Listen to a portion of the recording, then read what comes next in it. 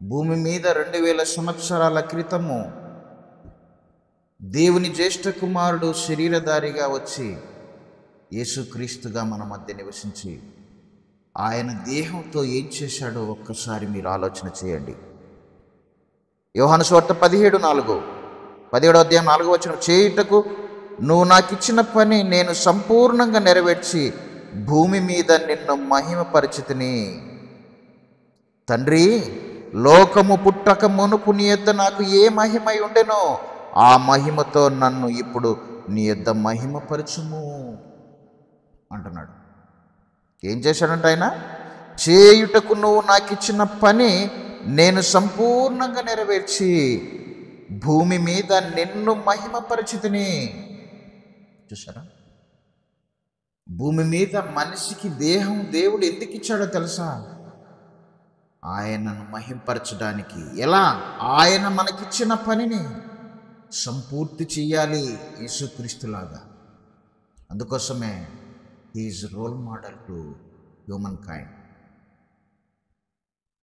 ఎవరికి అర్థం కాకపోవడం వలన దేవుని సంకల్పము, సాక్షాత్తు దేవుని కుమారుడే పరలోకం నుండి ఈ భూమి మీదకి శరీరాన్ని ధరించుకొని రావాల్సి వచ్చింది. 33.5 సంవత్సరములు సుమారు బ్రతికి దేవుడంటే ఏదో చూపించాడు తన బ్రతుకులో. ఆయన మాటల్లో కానీ ఆయన క్రియల్లో కానీ దేవుడు అంటే ఏంటో ఆనాడున్న సమాజం చూస్తుంది. ఆ మాటలు ఈరోజు మనం చదువుకుంటున్నాం. నన్ను చూచిన వాడు దేవుని చూచి ఉన్నాడు అని అన్నాడంటే ఎంత అద్భుతమైనటువంటి బ్రతుకు ఆయన బ్రతికాడో మీరు ఒక్కసారి ఆలోచించి. దేవుని ఇమేజ్ ఆయన, దేవుని తత్వం యొక్క మూర్తిమంతము. దేవుణ్ణి ఎవరైనా చూడాలి, ఆయన ఎలా ఉంటాడో అని తెలుసుకోవాలనుకుంటే యేసుక్రీస్తును చూడండి. ఆయన జీవితాన్ని ఒక్కసారి పరిశీలన చేయండి. దేవుడు అంటే ఏదో ఇట్టే మీకు తెలుస్తుంది. అర్థమవుతుందా? కనుక మనిషికి దేవుడు దేహాన్ని ఎందుకు ఇచ్చాడు? జారత్వము నిమిత్తము కాదు. ఇంతవరకు చదివారు కదా, కొరింథీయులకు రాసిన మొదటి పత్రిక 6వ అధ్యాయం 13వ వచనము, దేహము, చివరి మాట, దేహము జారత్వం నిమిత్తము కాదు గాని ప్రభువు నిమిత్తమే. ప్రభువు దేహము నిమిత్తమే. దేహము ప్రభు నిమిత్తం అంట, ప్రభు దేహం నిమిత్తమే. నీ దేహం కోసమే ఆయన ఉన్నాడు. నీ దేహంతో ఎంతో పని ఉంది ఆయనకి. అందుకోసమే ఆయన కష్టపడి ఈ దేహాన్ని తల్లి గర్భంలో నిర్మించాడు. అర్థమవుతుందా? ఈరోజు ఈ సత్యము మనుషులకు తెలియక దేహాన్ని జారత్వం నిమిత్తం వాడుతున్నాడు. జారత్వం అంటే ఏంటో తెలుసా? దేవునికి ఇష్టంగా కాకుండా నువ్వు దేనికోసం వాడినా అది జారత్వం కిందికి వస్తుంది. దేవుడు నియమించిన దానికి కాకుండా నువ్వు దేనికోసం వాడినా అది జారత్వం, వ్యభిచారం కిందికి వస్తుంది. తెలుసా మీకు? 15వ వచనం చూస్తామా? 15వ వచనం చూద్దామా? మీ దేహములు క్రీస్తునకు అవయవములై ఉన్నవని మీరెరుగరా? నేను క్రీస్తు యొక్క అవయవములు తీసుకొని వేశ్య యొక్క అవయవములుగా చేయుదునా? అదెంత మాత్రమును తగదు. వేశ్యతో కలుసుకుని వాడు దానితో ఏకదేహమై ఉన్నాడని మీరెరుగరా? వారిద్దరూ ఏక శరీరమై ఉందురు. వేశ్యతో కలుసుకున్నవాడు వేశ్యతో ఏకదేహమై ఉన్నాడు అంటున్నాడు. 17వ వచనం చూడండి, అటువలే ప్రభువుతో కలుసుకున్నవాడు ఆయనతో ఏకాత్మయ్య ఉన్నాడు. కనుక 18వ వచనంలో, జారత్వమునకు దూరముగా పారిపోవుడి, ఎందుకంటే మనుష్యుడు చేయు ప్రతి పాపమును దేహమునకు వెలుపల ఉన్నది కానీ జారత్వము చేయువాడు తన సొంత శరీరమునకు హానికరముగా పాపము చేయుచున్నాడు. మీకు జారత్వం అంటే ఆత్మ సంబంధమైన అర్థాన్ని ముందు చెప్పాను. కానీ ఇక్కడ సందర్భం ఏంటంటే దేహముతో మనిషి జరిగిస్తున్నటువంటి ఈ జారత్వం వ్యభిచార సంబంధమైనటువంటి. దేహముతో మరొక దేహం చెయ్యకూడనటువంటి నీచమైన పనులు చేయటం. అర్థమవుతుందా? పరస్పరము ఒకరికొకరు దేహాలను పాడు చేసుకుంటూ అపవిత్రపరుచుకుంటూ చేసేటటువంటి దుష్ట కార్యమే జారత్వం. ఆ జారత్వానికి దూరంగా పారిపోండి అంటున్నాడు. ఈరోజు యవనస్తులను చూస్తుంటే ఎక్కడ చూసినా జారత్వంతో రగిలిపోతున్నారు. ప్రతి మనిషి, స్త్రీ కానీ పురుషుడు కానీ రగిలిపోతున్నారు. తమ కోరికను తీర్చాలని, శరీర ఇచ్చను నెరవేర్చుకోవాలని ప్రతి క్షణము అర్రులు చేస్తున్నారు. చెయ్యకూడని పాపాలు, చెయ్యకూడని ఆలోచనలు, అపవిత్రమైనటువంటి దురాశలతో నడిపింపబడుతున్నారు. ఈరోజు సిటీస్లో మనము ఈ కల్చర్ని చూస్తే చాలా ఆశ్చర్యాన్ని కలిగిస్తుందండి. పబ్ కల్చర్ వచ్చేసింది. హైదరాబాద్, ముంబై, మెట్రోపాలిటన్ సిటీస్లో పబ్ కల్చర్ చాలా విచ్చలవిడిగా వ్యాపిస్తుంది. కారణం అందులో ఉన్నటువంటిది ప్రధానంగా జారత్వం. యవనస్తులు తమ కోరికలు తీర్చుకోవడానికి, తన మనస్సుకు, తన శరీరానికి ఇష్టమైనటువంటి కోరికలు నెరవేర్చుకోవడానికి రాత్రి కాగానే ఆ పబ్బులకు వెళ్ళి అందులో వాళ్ళ కోరికలన్నిటినీ తీర్చుకోవటం మనం చూస్తున్నాం. రోజు రోజుకు ఈ కల్చరు విపరీతంగా వ్యాపిస్తుంది అని చెప్పడానికి మనం హైదరాబాద్ సిటీని చూస్తే మీకే తెలుస్తుంది ఎన్ని పబ్బులు ఉన్నాయి. అవసరమైంది అంటే వ్యాపారం చేసుకునే వ్యాపారస్తులకు నీ దేహంతో వ్యాపారం చేసుకునేటటువంటి అవసరం ఉంది. వీళ్ళంతా ఎవరో తెలుసా? ఒక మాట ఇంతకుముందు చదివించాను మీకు. 15వ వచనంలో, మీ దేహములు క్రీస్తునకు అవయవములై ఉన్నవని మీరు ఎరగరా, నేను క్రీస్తు యొక్క అవయవములను తీసుకొని వేశ్య యొక్క అవయవములుగా చేయుదునా అంటున్నాడు. అర్థమవుతుందా? క్రీస్తు అవయవములు ఇవి. దేవుడు ఈ దేహాన్ని నీకు ఎందుకు ఇచ్చాడంటే క్రీస్తు నిమిత్తము, అనగా దేవుని నిమిత్తము, దేవుని ఇష్టాన్ని నెరవేర్చిన నిమిత్తమే ఈ దేహాన్ని మనకు, ఈ అవయవాలను దేవుడిచ్చాడు. మరి ఎందుకోసం వాడుతున్నావు? జారత్వం కోసం వాడుతున్నావు కదా. జారత్వం చేస్తున్నావు అంటే నువ్వెవరో తెలుసా? నువ్వు వేశ్యతో సహవాసం చేశావు. వేశ్య అంటే ఏంటి? ప్రాస్టిట్యూట్, హర్లాట్ అని అంటాం కదా. వేశ్యకు విలువ ఉంటుందండి సమాజంలో. వేశ్య అనగానే అది ఒక చెడిపోయినటువంటి స్త్రీని సూచిస్తుంది. తన దేహాన్ని ప్రతిక్షణం అపవిత్రమైన కార్యం చేయుటకు తన్ను తాను అప్పగించుకొని తన ఎదుటకు వచ్చిన, తన దగ్గరికి వచ్చిన పురుషులతో భయంకరమైనటువంటి జారక్రియలను జరిగిస్తూ నీచమైనటువంటి అసహ్యమైన హేయక్రియలు జరిగించేదాన్నే వేశ్య అని అంటాం. ఆ పేరు ఎత్తుకుంటే చాలా అసహ్యంగా మనం చూస్తాం. ఈరోజు మనిషి చేస్తున్నటువంటిది ఏంటో తెలుసా? నువ్వు వేశ్య అవయవములుగా మారిపోయావు. నీ అవయవాలు ఎలా మారిపోయాయి అంటున్నాడు దేవుడు తెలుసా? వేశ్య యొక్క అవయవాలుగా మారిపోయాయి అంటున్నాడు. ఎవరు ఆ వేశ్య? దేవుడున్న లోకంలో, పరలోకంలో దేవదూతల్లో ఉన్న ప్రధాన దూత ఒకడు దేవుడు నియమించినటువంటి కట్టడలను కాదని, వాడికిచ్చిన అధికారాన్ని, వాడికిచ్చినటువంటి ఆ స్థాయిని మరిచి, ఆ వ్యవధిని మరిచి, ఆ అవధిని మరిచి, లిమిట్స్ దాటి ఆలోచన చేసి దేవుడున్న లోకాన్ని స్వతంత్రించుకొని దేవుని పక్కల సీటు వేసుకొని ఆ లోకాన్ని ఏలాలని తన మనస్సులో ఒక దుష్ట ఆలోచనను చేశాడు. వాడు కూడా ఆత్మ, దేవదూతలలో ఒకడు. వాడు దేవునికి భిన్నమైన ఆలోచన తన మనస్సులో తలంచుకోవటం వలన దేవుడు గమనించాడు, దేవుడు ఆలోచన చేశాడు.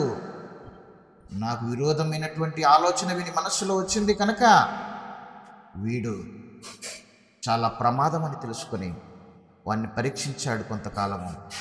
ఆ కొంతకాలంలో ఎంతోమందిని, దేవదూతలను తనలో ఉన్న ఆ కోరికను చెప్పి వాడు తన వశం చేసుకొని కొన్ని కోట్ల కొలది దేవదూతలను వాని పక్షాన చేర్చుకున్నాడు.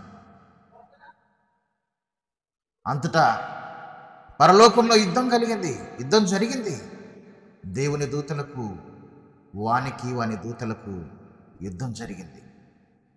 ఆ యుద్ధంలో ఓడిపోయాడు వాడు, వాని దూతలు భూమి మీద పడద్రోయబడ్డారు. పడద్రోయబడిన తర్వాత వాడు ఊరుకుంటాడా? దేవుని మీద కక్ష కట్టాడు. దేవుడున్న లోకాన్ని స్వతంత్రించుకొని ఎంజాయ్ చేయాలనుకున్నటువంటి వాడు ఆ కోరిక సఫలం కాకపోవటం వలన, విఫలం కావడం వలన భూమి మీదకి వచ్చి కనీసం ఈ భూమి మీదనైనా నా ఆశ నెరవేర్చుకోవాలి, ఈ భూమినైనా నేను స్వతంత్రించుకోవాలి, దేవుని పిల్లలను నా వశం చేసుకొని దేవుని కడుపును బాధ పెట్టాలి, ఆయన మనస్సును గాయపరచాలి, ఆయనతో యుద్ధం చేసే శక్తి నాకు లేదు. తండ్రిని బాధ పెట్టాలంటే పిల్లలను పాడు చేస్తే చాలు, తండ్రి ఆటోమేటిక్గా బాధపడతాడని తెలుసుకొని తన గర్భవాసం నుండి భూమి మీద పుట్టినటువంటి ఆదాము నుండి, మొదటి మనిషి నుండి వచ్చినటువంటి మనుషులే ఈ భూమి మీద ప్రతి జాతి మనుషులను దేవుడు కలిగించాడు. మనకు ఆది తండ్రి ఆదాము. ఆ ఆదాముకు తండ్రి ఎవరు తెలుసా? దేవుడు అని రాయబడింది బైబిల్ లూకాసు వార్తలో. ఆదాముకు తండ్రి దేవుడు, దేవుడు ఆదాముకు తండ్రి. మనందరికీ తండ్రి అయిన ఆదాముకు తండ్రి ఎవరంటే దేవుడు.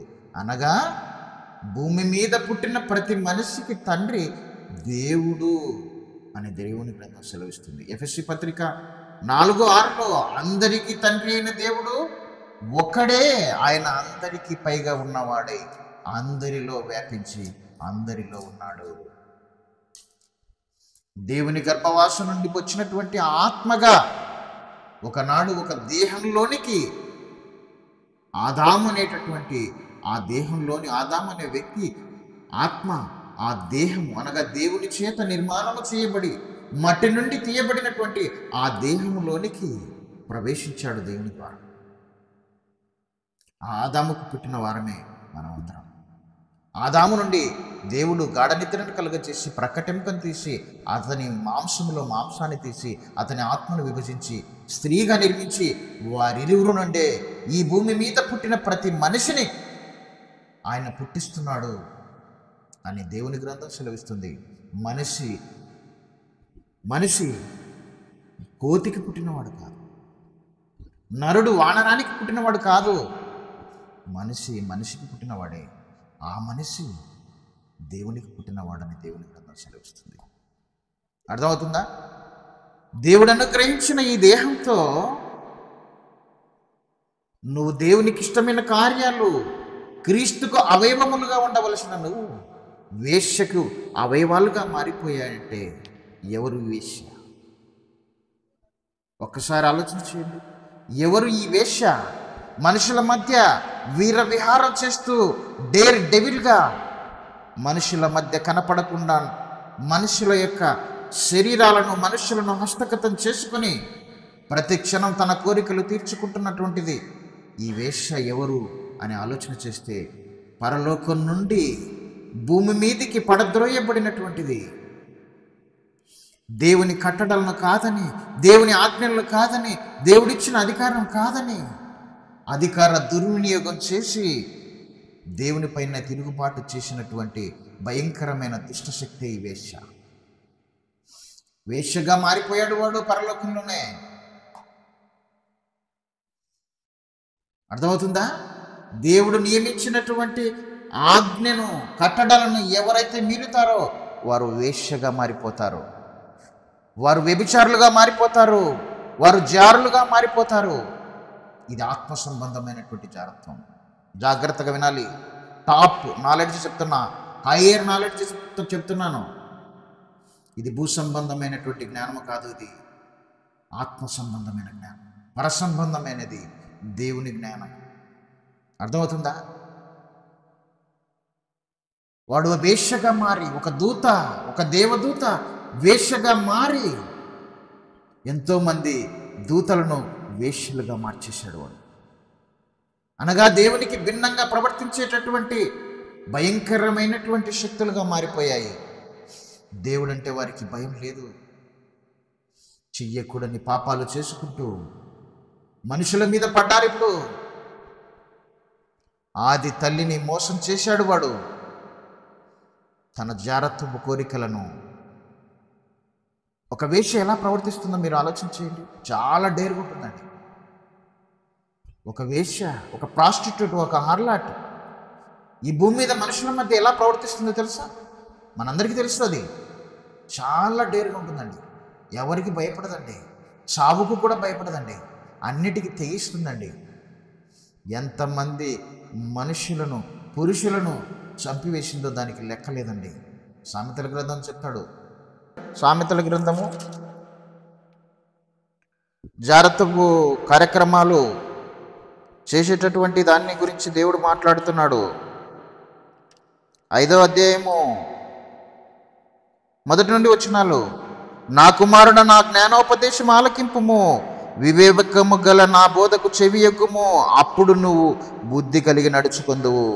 తెలివిని బట్టి నీ పెదవులు మాట్లాడును. జార స్త్రీ పెదవుల నుండి తేనె కారును, దాని నోటి మాటలు నూనె కంటెను నునుపైనవి. దాని వలన కలుగు ఫలము ముసిని పండంత చేదు, అది 2 అంచులు గల కత్తి అంత పదును గలది. దాని నడతలు మరణమునకు దిగుటకు దారితీయును, దాని అడుగులు పాతాళమునకు చక్కగా చేరును. అది జీవ మార్గమును ఏమాత్రమును విచారింపదు, దానికి తెలియకుండానే దాని పాదములు అటు ఇటు తిరుగును. చూసారా? దాని నడతలు మరణమునకు దిగుటకు దారి తీయును. జార స్త్రీ గురించి చెప్తున్నాడు, వేశ్య గురించి చెప్తున్నాడు. దాని అడుగులు పాతాళమునకు చక్కగా చేరును. ఎంత మంచి మాటలండి దేవుని మాటలు. చూసారా? తేనె కంటే తీయగా ఉంటాయి, నూనె కంటే నునుపుగా ఉంటాయి. దాని మాటలు తేనె కంటే తీయగా. అసలు వాళ్ళు మాట్లాడారంటే ఇక మగవాడు వాళ్ళ వశం అయిపోవాల్సిందే తప్ప తప్పించుకోలేడు. వాళ్ళ దగ్గరికి వెళ్ళి తిరిగి వచ్చే పరిస్థితి ఉండదు. ఇంకా వెళ్ళారంటే ఒక దండాయస్కాంతానికి ఆకర్షితులు ఎలాగైతే అయిపోతారో అలాగా అయస్కాంతం చేత ఆకర్షింపబడినట్టుగా తన లాలన మాటల చేత, తన తీయటి మాటల చేత, నూనె కంటే నునుపైన మాటల చేత అది లాలించి నిన్ను వశపరుచుకుంటుంది. అది 2 అంచులు గల కత్తి ఎంత పదును గలది. ఎంత పదును గలది అంటున్నాడు తెలుసా? 2 అంచులు గల కత్తి ఎంత పదును గలది. పబ్లోకి వెళ్ళేటటువంటి నా ప్రియమైనటువంటి యవనస్తులారా, స్త్రీలారా, పురుషులారా, ఒకసారి మీరు ఆలోచన చేయండి. జార స్త్రీలు అక్కడ ఉంటారు. వెళ్ళిన ప్రతి వాణిని ఆనందపరచడానికి, తన దేహంతో సుఖపెట్టడానికి అది ఎదురు చూస్తూ ఉంటుంది. ఎవడు దొరుకుతాడా బకరాగాడు అని చూస్తూ ఉంటుంది. వెయిటింగ్ ఫర్ యూ అంటుంది. రాగాన్ని కౌగలించుకుంటుంది, ముద్దు పెట్టుకుంటుంది, హత్తుకుంటుంది, ఆవహిస్తుంది, నిన్ను లోపలికి తీసుకుని వెళ్తుంది. చెయ్యకూడని పనులు నీతో చేయిస్తుంది. దేవునికి శత్రువుగా మారుస్తుంది. దేవుడిచ్చిన అవయవాలను వేశ్య యొక్క అవయవాలుగా మార్చేస్తుంది. దానితో కలిశావా, దానితో ఏకదేహమైపోతావు. వేశ్యతో కలుసుకున్నవాడు వేశ్యతో ఏకదేహమైపోతాడని చెప్పి ఇంతవరకే చదివించాను కదా. వేశ్యతో కలుసుకున్నవాడు 16వ వచనము, కొరింథీయులకు రాసిన 1వ పత్రిక 6:16. వేశ్యతో కలుసుకున్నవాడు దానితో ఏకదేహమై ఉన్నాడని మీరు ఎరుగరా, వారిద్దరూ ఏక శరీరమై ఉందురు అని మోసే చెప్పుచున్నాడు కదా. ఈరోజు మనుషులు, యవనస్తులైన వాళ్ళు ప్రత్యేకించి తమ దేహాలను పరస్పరము వ్యామోహంతో అపవిత్రమైన కార్యాలు చేయటానికి అప్పగించుకొనుచున్నారు. ఒకరికి ఒకరు. ఇందుకోసమైనా దేవుడు నీకు ఇచ్చాడు ఈ దేహాన్ని. ఆయన కష్టపడి ఎంత కష్టపడ్డాడో తెలుసా? నిజంగా ఈ ప్రకృతిలో నుండి ఈ దేహాన్ని ఆయన తీయాలంటే 6 దినాలు ప్రకృతిని కలిగించాడండి. అవి మనము అనుకుంటున్న దినాలు కాదవి. ఒక్కొక్క దినము కొన్ని కోట్ల సంవత్సరాలను సూచిస్తుంది. 6 దినాలు ఈ ప్రకృతిని కలిగించి ఈ పంచభూతాలలో నుండి దేవుడు ఈ దేహాన్ని మొదటి ఆదాముకు సంబంధించిన ఆ దేహాన్ని తీశాడండి. మట్టి నుండి తీశాడు అంటున్నారు. మట్టి నుండి అనగా మీరనుకుంటున్నట్టు పై మట్టి కాదండి. భూమి యొక్క అంతర్భాగములలో మోల్టన్ స్టేట్లో ఉన్నటువంటి మరిగిపోతున్నటువంటి ఆ మట్టిలో నుండి తీయబడినది ఈ దేహం. ఈ దేహాన్ని మనిషి తయారు చేయలేడు. ఇప్పటికీ శాస్త్రవేత్తలు ఎంతోమంది ఈ దేహంలో ఈ మాంసము, ఈ దేహం ఎలాగ తయారైందని చెప్పి దీన్ని ఎలాగైనా మనం తయారు చేస్తే పాడైపోయినటువంటి అవయవాలను మనం మార్చుకోవచ్చు అన్నటువంటి ఆలోచన చేస్తున్నారు. కానీ ఇది ఎప్పటికీ సాధ్యం కాదని దేవుని గ్రంథం సెలవిస్తుంది. ఇది దేవుని సృష్టి, దేవుని పనిది. మానవ దేహము దేవుని నిర్మాణము, critical and complex structure, mega structure. ఇది ultra mega structure. Man cannot do it. మనిషి చూసి అర్థం చేసుకోవడానికి చేత కాకపోతే దీన్ని ఎప్పుడు తయారు చేస్తావయ్యా నువ్వు? చూలాలి గర్భమందు ఎముకలు ఏ రీతిగా ఎదుగుచున్నావో నీకు తెలియదు, మనిషి నీకు తెలియదు అని దేవుని గ్రంథం సెలవిస్తుంది. డాక్టరు నెల, 2 నెలలు, 3 నెలలు, 4 నెలలు తల్లి గర్భంలో ఒక శిశువు శరీర నిర్మాణం జరుగుతుంటే స్కానింగ్ చేసి చూడగలడే తప్ప ఆ రూప నిర్మాణం ఎలా జరుగుతుందో ఆ డాక్టర్కు తెలియదండి. అంత సంక్లిష్టమైనటువంటి నిర్మాణం ఇది. మానవ మేధస్సుకు అందనంత ఎత్తులో ఉన్నటువంటిదే నీ దేహ నిర్మాణము. అది దేవుని వలన కలిగినటువంటిదని తెలుసుకోవాలి. అంత అద్భుతమైన దేహాన్ని దేవుడు నీకిస్తే ఏమి కాకుండా నీకిష్టమైనట్టుగా పబ్బులకని, క్లబ్బులకని జాగ్రత్తం చేస్తూ నీ శరీరానికి హానికరంగా జాగ్రత్తం చేస్తే భయంకరమైన ఎయిడ్స్ అనేటటువంటి వైరస్ ఒకటి ఉందని, దాని బారిన పడితే ఖచ్చితంగా చచ్చిపోతావని తెలిసినా కూడా నువ్వు జాగ్రత్తలు తీసుకుని ఆ కోరికను తీర్చుకోవడానికి అవసరమైతే చావుకైనా తెగించి వెళుతున్నావంటే నిన్ను ఎవడు బాగు చేయాలి? ఏమైపోయింది నీ మనసు, నీ మైండ్ ఏమైపోయింది, నీ జ్ఞానం, నీ తెలివి ఏమైపోయింది? ఒక వేశ్య, కంటికి కనపడిన వేశ్య, వారిని అనుసరించే భయంకరమైన దుష్టాత్మలు ఈ భూమి మీద మనుషులకు పట్టి నిన్ను ఒక వేశ్యగా మార్చాయి. వాని అవయవాలుగా మార్చుకున్నాయి అవి. అందుకోసమే క్లబ్బులోకి వెళ్ళి నీ అవయవాలను వాని రూపంలో ఉన్న ఒక జాగ్రత్తం చేసే స్త్రీకి, ఒక వేశ్యకు, కనిపించే వేశ్యకు నీ దేహాన్ని అప్పగిస్తున్నావు. నీకిష్టమైనట్టుగా చేసుకో అని ఆ వేశ్యకు అప్పగిస్తే అది తనకిష్టమైనట్టుగా వాడుకుంటుంది. నిన్ను సంతోషపెడుతుంది, నిన్ను వాడుకుంటుంది, నిన్ను సంతోషపెడుతుంది, నిన్ను పిచ్చివానిగా చేస్తుంది. నిన్ను చేసిన పాపాలు మరిచిపోవడానికి ఆ తర్వాత మందు కొట్టురా, మందు కొట్టు, చంపేయడానికి నేనున్నాను, నిన్ను చంపడానికి వచ్చాను నేను. నీ తండ్రి, నీ దేవుడు కష్టపడినటువంటి ఈ దేహాన్ని, కష్టపడి ఇచ్చిన దేహాన్ని నిర్వీర్యం చేసి నాశనం చేయడానికి వచ్చాను నేను. ఈ దేహంతోనట ఆయనకి ఇష్టమైన పనులు చేసుకోవడానికట నీకు ఇచ్చాడా? ఎలా చేస్తావో చూస్తా. ఎలా ఆయనకి ఇష్టమైన కార్యాలు ఈ భూమి మీద నువ్వు జరిగిస్తావో, సత్క్రియలు, ధర్మ కార్యములు ఎలా చేస్తావో చూస్తా. నీ అంతు చూసే వరకు నేను నిద్రపోనురా అంటుంది. అందుకోసమే కొందరు దుర్మార్గులు దుష్టులలోకి ప్రవేశించాడు. తనకిష్టమైన కార్యాలు జరిగించేటటువంటి స్త్రీలలోకి ప్రవేశించాడు, పురుషులలోకి ప్రవేశించాడు. ఆత్మగా, దురాత్మగా చేయకూడని పాపాలు ఈ దేహాలతో చేయిస్తున్నాడు వాడు. తన ఆశలు నెరవేర్చుకుంటున్నాడు వాడు. నువ్వు అనుకుంటున్నావు నా ఆశలు నెరవేర్చుకుంటున్నానని నువ్వు అనుకుంటున్నావు. నో, నిన్ను ఎప్పుడో చంపేశాడు వాడు. పబ్బులో ఎంజాయ్ చేస్తున్న స్త్రీ పురుషులారా, మిమ్మల్ని ఎప్పుడో చంపేశాడు వాడు. ఎంజాయ్ చేస్తున్నది నువ్వు కాదు, భ్రమపడుతున్నావు. సాతాను, అపవాది, రాక్షసుడు నీలో ప్రవేశించి నీ ద్వారా, నీ దేహముల ద్వారా తన కోరికలు తీర్చుకుంటున్నాడు. అర్థమవుతుందా? ఒక భయంకరమైనటువంటి వేశ్య నిన్ను ఆవహించింది. నిన్ను వేశ్యగా మార్చింది దాని అవయవాలుగా మార్చుకుంది. దేవుడిచ్చిన ఈ దేహం కాస్త వేశ్య దేహంగా, వేశ్యకు అవయవాలుగా మారిపోయింది. నీ దేహము జారత్వము నిమిత్తము కాదంటున్నాడు దేవుడు. నీ దేహము ప్రభు నిమిత్తమే, ప్రభు దేహం నిమిత్తమే. అయితే నువ్వేం చేస్తున్నావు? ఒక్కసారి ఆలోచన చెయ్యి. నీ ప్రభు కోసం ఇవ్వబడిన ఈ దేహాన్ని వేశ్యకు అప్పగించావు కదా. దేవుని శిక్షను తప్పించుకోలేవు. దేవుని శిక్షను నువ్వు తప్పించుకోలేవు అని దేవుని గ్రంథం సెలవిస్తుంది. చూస్తావా? కొరింథీయులకు రాసిన మొదటి పత్రిక అదే 6వ అధ్యాయము, అదే 6వ అధ్యాయము 9-10 వచనాలు చదువుకుందాము. అన్యాయస్తులు దేవుని రాజ్యమునకు వారసులు కానేరని మీకు తెలియదా? మోసపోకుడి, మనుషులారా మోసపోకుడి.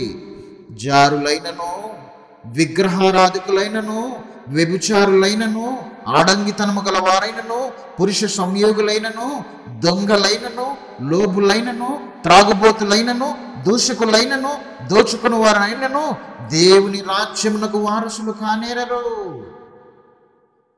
మొట్టమొదట మెన్షన్ చేసినటువంటి పేరేందో తెలుసా? క్యాడర్ ఏదో తెలుసా?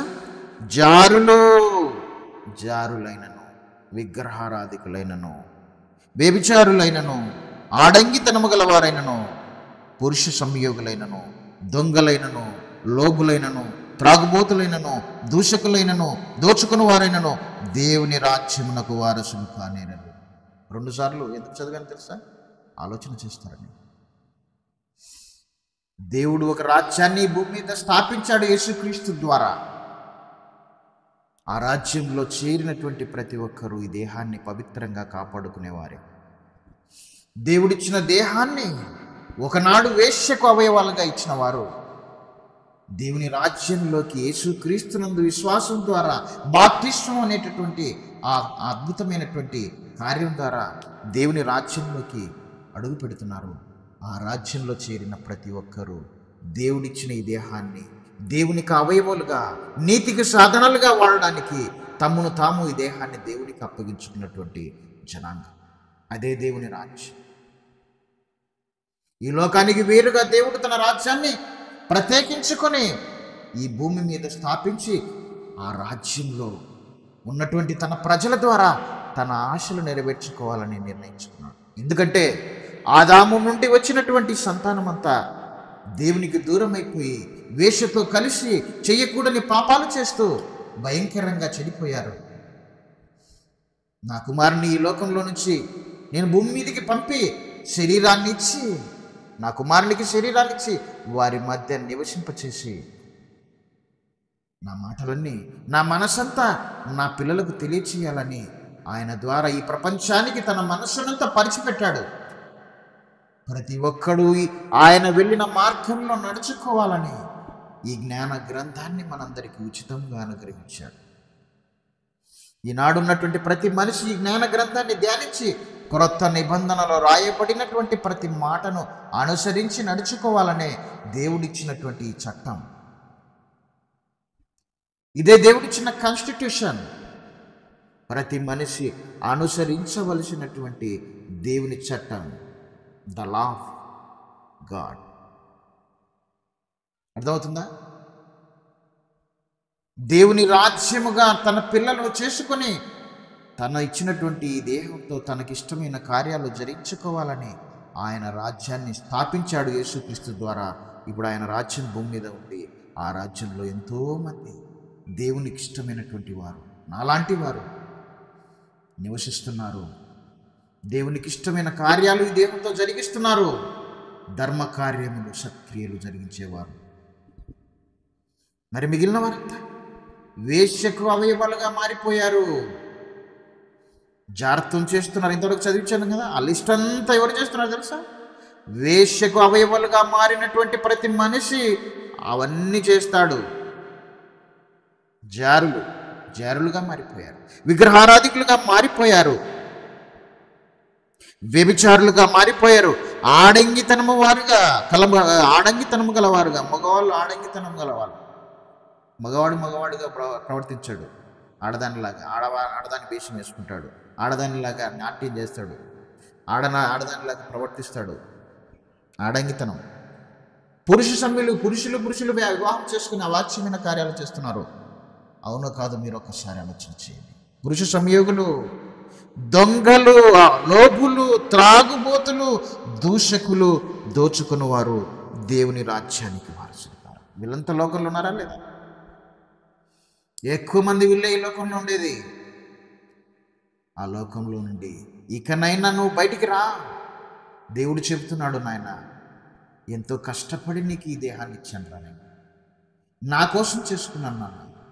ఈ దేహంలో నేనుండి నాకు ఇష్టమైన కార్యాలు ఈ దేహంతో జరిగించుకోవాలని ఎన్నో కోట్ల సంవత్సరాలుగా నీ మీద కలలు కానీ ఈ దేహాన్ని ఈ భూమి మీద నీకు ఇచ్చాను నాన్న. నన్ను అర్థం చేసుకుంటావా?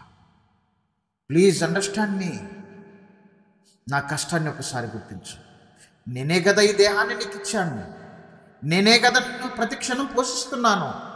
ఈ సృష్టిని కలిగించింది నేనే కదా నాన్న. ఈ సృష్టిలో కలుగుతున్నటువంటి ప్రతి పదార్థాన్ని పుట్టించింది నేనే కదా.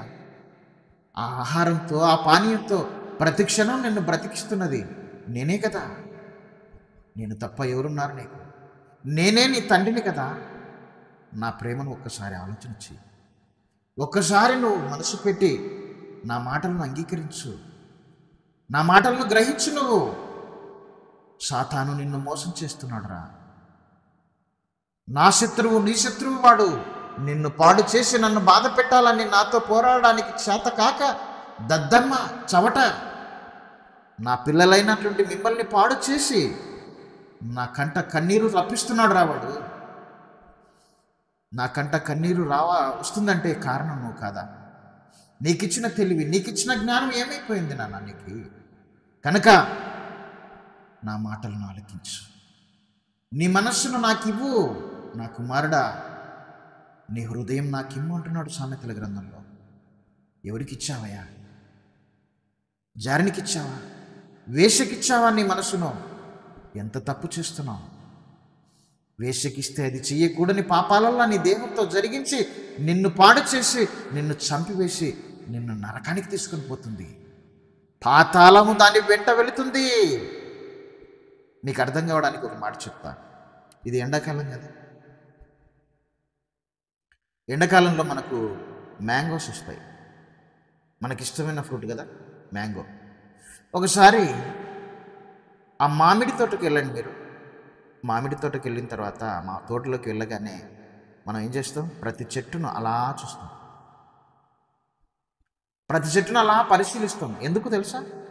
ఆ చెట్టులో ఏది పండుగ మారిందో, పక్వానికి వచ్చిందో దాన్ని చూసిన వెంటనే ఆ పక్వానికి వచ్చిన ఆ పండును మనం ఏం చేస్తాం? వెంటనే కోసిస్తాం. కోసేసి ఏం చేస్తాం? ఒక బుట్ట ఉంటుంది, ఆ బుట్టలో వేసుకుంటాం. అవునా కదా? ఒక్కసారి మీరు ఆలోచన చేయండి. సాతాను చేసే క్రియలను మీకు అర్థం కావడానికి చెప్తున్న ఎగ్జాంపుల్ ఇది. ఆ పక్వానికి వచ్చినటువంటి ఆ పండును వెంటనే కోస్తాము, దాన్ని తీసి బుట్టలో వేసుకుంటాం, సంచిలో వేసుకుంటాం. సాతానుగాడు తిరుగుతున్నాడు, వాడు గర్జించే సింహం వలె ఎవరిని మ్రేగుదనా అని వెతుకుతూ తిరుగుచున్నాడని పేతురు పత్రికలో దేవుడు రాయించాడు. ఎందుకు తెలుసా? ఎవడిని మింగాలి? ఎవడు దొరుకుతాడు? దేవుని పిల్లలు. బకరగాడు ఎవడున్నాడు? మింగాలి, తినేసేయాలవన్నీ అని మనుషుల మధ్య కనపడకుండా తిరుగుతున్నాడు వాడు అని దూతలు. ఎవడైనా ఆయనకి ఇష్టమైనటువంటి ఆశ కలిగిన వాడు ఉంటే వెంటనే వాణ్ణి పట్టుకుంటాడు, వెంటనే వాణ్ణి మింగేస్తాడు. వానిని మింగేసిన తర్వాత వానికి ఇష్టమైనటువంటి కార్యములు వాని ద్వారా జరిగిస్తాడు. మనిషి ఇప్పుడు మనిషి కాదు, వాడు దేవుని బిడ్డ కాదు. ఇప్పుడు వాడు దయ్యము బిడ్డగా మారిపోయాడు. ఇక మీదట వాడు ఎలాంటి పనులు చేస్తాడో తెలుసా? యోహాను సువార్త 8వ అధ్యాయం 44వ వచనాన్ని ఒకసారి చూద్దాం.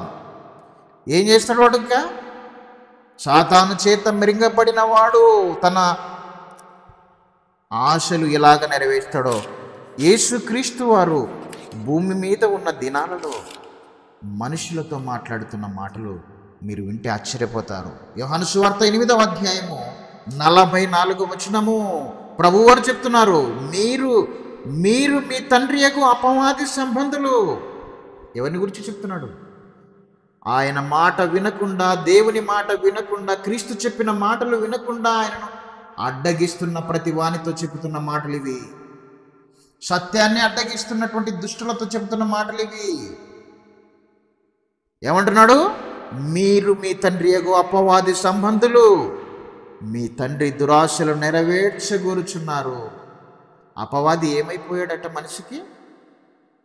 మనిషికి తండ్రి దేవుడు కదా, మనిషికి తండ్రి దేవుడు కదండి. మరి వీడెవడు? అపవాది. ఎలా తండ్రి అయ్యాడు తెలుసా? వాని ఆశ నెరవేర్చడానికి నువ్వు ఇష్టపడినందుకే నీకు తండ్రి అయ్యాడు. అర్థమవుతుందా? వాడి మాట వినినందుకే నీకు తండ్రి అయిపోయాడు. మన ఆది తల్లి అయినటువంటి హవ్వమ్మ వాని మాట వినింది, వాని బిడ్డగా చేరింది. దేవుని బిడ్డ కాదు అవమంగా, వాని బిడ్డగా చేసుకున్నాడు. అపవాది బిడ్డగా మనిషి ఎప్పుడు మారుతాడో తెలుసా? ఒక అబద్ధాన్ని నమ్మి, ఒక అపవిత్రమైన మాట నమ్మి, వారి మాటకు తన మనస్సులో ఎప్పుడైతే చోటిస్తాడో ఆ క్షణమే నువ్వు అతని బిడ్డగా మారిపోతావు. దేవుని మాటను పక్కకు పెట్టారు, దేవుని బిడ్డ స్థానాన్ని కోల్పోయారు. అపవాది మాటను మనస్సులోకి తీసుకుంది, అపవాది బిడ్డగా మారిపోయింది. మాటతోనే మారిపోతాం, మాటతోనే తండ్రి మారిపోతున్నాడు. మీరు ఆలోచన చేయండి, మాటతోనే తండ్రి మారిపోతున్నాడు. అబద్ధంతో మనుషులనందరినీ తన వశం చేసుకుని తనకు పిల్లలుగా మార్చుకుంటున్నటువంటి వాడు అపవాది. హవ్వమ్మను మొట్టమొదట మార్చుకున్నాడు. హవ్వమ్మ ద్వారా మన ఆది తండ్రి అయినటువంటి ఆదామును కూడా తన బిడ్డగా మార్చుకున్నాడు.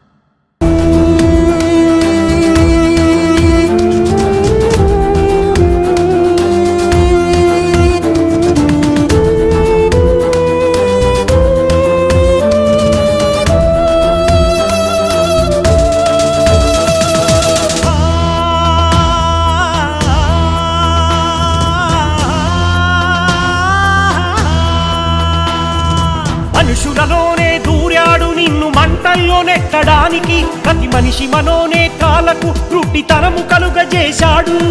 చూపులలోనే దూరి మోహపు చూపుగానే మార్చేశాడు. అనుభవించమని తెలిపాడు, ఆవేశం రగిలించాడు. ఎందరినో కడతీర్చాడు, మరి ఎందరినో మోసగించాడు. అందరినీ తీసుకెళ్ళాడు, మరికొందరిని తీసుకెళ్తాడు. సాతాను తంత్రములు ఎరిగియు మెలకువగానే ఉండుడి. శరీర కోరికలు జయించియు పరలోకానికి చేరండి. జయించిన వారి మాదిరిలో సాతానుని మీరు జయించుడి. Universal villain, universal villain, universal villain.